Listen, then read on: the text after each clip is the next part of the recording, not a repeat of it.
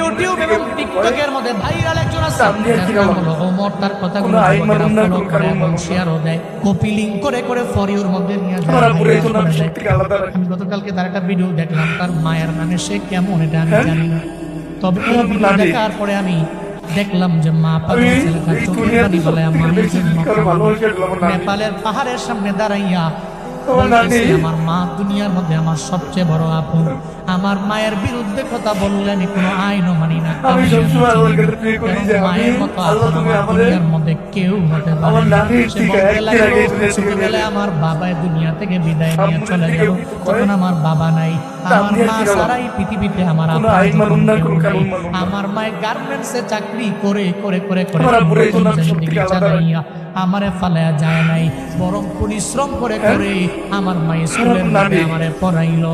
আজকে আমি অনেক মশহুর হয়ে গেলাম, প্রসিদ্ধ হয়ে গেলাম, সবাই আমারে চিনে, তবে আমি মায়ের ভুলতে পারি না। নেপালের পাহাড়ের সামনে দাঁড়াইয়া বলতে লাগলো, মা জীবনে কোনোদিন আপনারে আই লাভ ইউ মা বলা হয়, আমি আপনারে ভালোবাসি, আমি আপনারে পছন্দ করি, এটা বলা হয় নাই। প্রেমিকারে জীবনে কতবার আই লাভ ইউ বলে, নিজের ওয়াইফেরে বারবার বলতে পারে, একটু বলো না রে বাবা, কয়দিন তুমি মায়ের দরবারে গিয়া বললা, মা গো তোমারে ভালোবাসি, আমি তোমারে পছন্দ করি, আমি তোমারে মহাব্বত করি, তুমি ছাড়া এই দুনিয়ার মধ্যে আপন আমার কেউ নাই।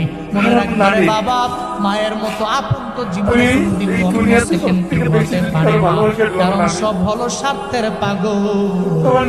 মা যে ভালোবাসা দেয় ওটার মধ্যে বিন্দু মাত্র পরিমাণ স্বার্থ নাই। চিল্লা বলো ঠিক কি?